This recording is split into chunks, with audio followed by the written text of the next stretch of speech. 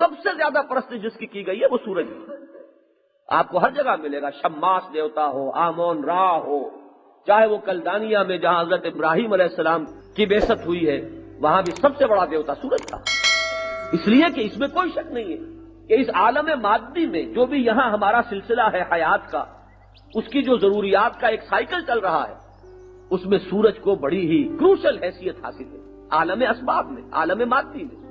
تو جن کی نگاہ اس عالم مادی اور عالم اسباب ہی میں الجھ کر رہ گئی ہے، اس سے آگے گزر نہ سکی اور مسبب الاسباب تک نہ پہنچ سکی. وہ جو اقبال نے کہا ہے کہ گاہ میری نگاہ تیز چیر گئی دل وجود، گاہ الجھ کے رہ گئی میرے توہمات میں.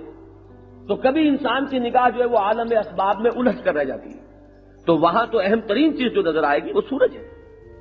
تو وہ سورج جو ہے اس کو پوجا گیا، اس لیے پوجا گیا کہ جذبہ تشکر لازماً جذبہ عبادت کی شکل اختیار کرے گا. اگر وہ تشکر کسی ایسی ہستی کا ہے جو بالا تر ہستی ہے، جس کی آپ کوئی خدمت نہیں بجا لا سکتے، جس کے احسان کا کوئی بدلہ آپ چکا نہیں سکتے.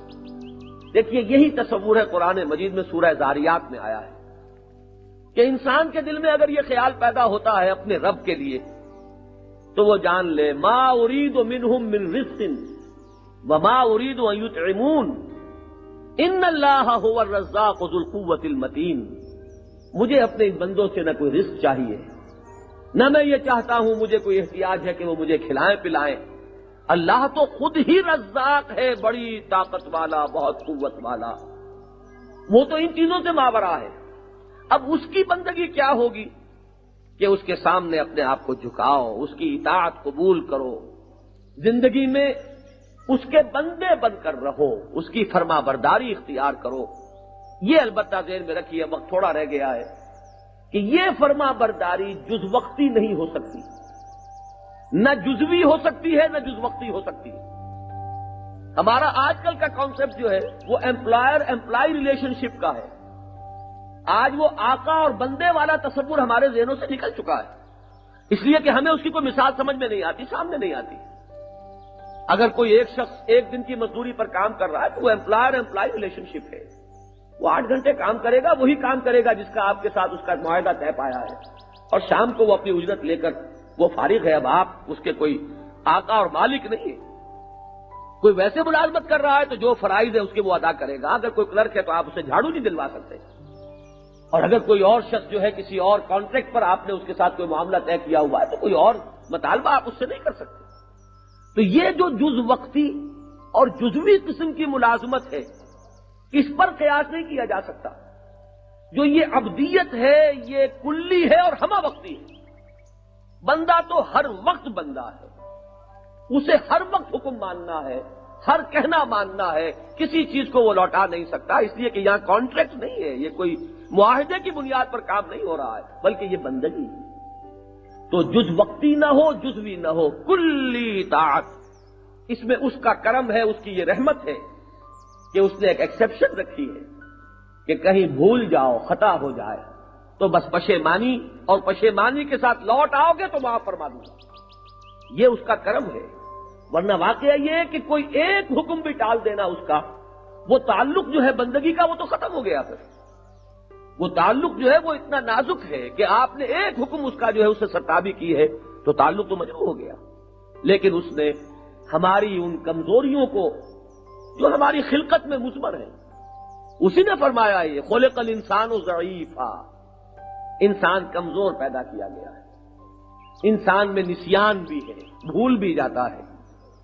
لا تؤاخذنا ان نسینا او اخطانا، اگر بغیر ارادے کے ہم سے خطا ہو گئی ہو پروردگار، یا ہم کہیں بھول گئے ہوں، چوک گئے ہوں، کہیں ہم جذبات کی رو میں بہہ گئے ہوں، تو ہم سے فوراً جیسے ہی انسان کو تنبہ ہو جائے کہ مجھ سے خطا ہوئی ہے، یہ تو میں مقام بندگی کے بالکل نامناسب روش اختیار کر بیٹھا ہوں، وہ اگر لوٹے گا تو اللہ تعالیٰ معاف فرما دے گا. لیکن یہ کہ بندگی بہرحال اپنے اس لفظ اور اپنے مفہوم کے اعتبار سے نہ جزوی ہو سکتی ہے نہ جز وقتی ہو سکتی ہے.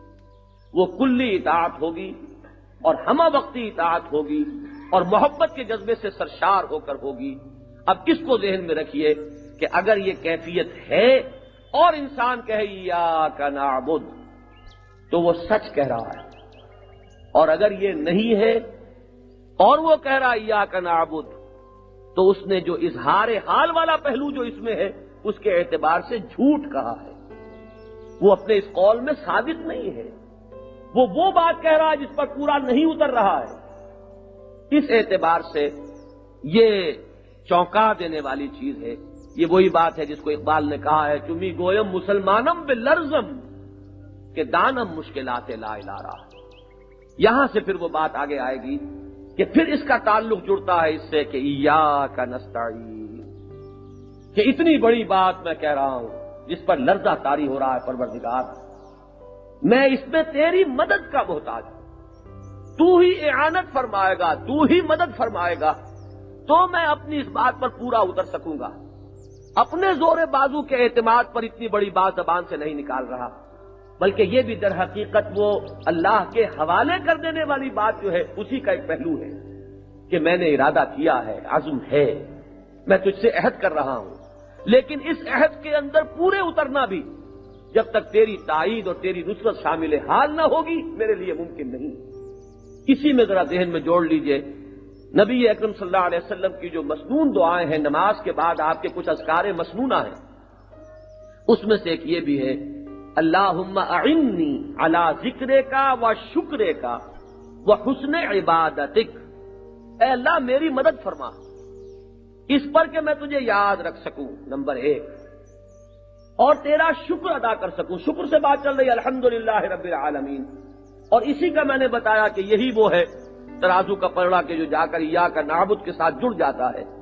تو اے اللہ میری مدد فرما کہ میں تجھے یاد رکھ سکوں اور تیرا شکر ادا کر سکوں اور تیری بندگی کر سکوں باحسن وجوہ۔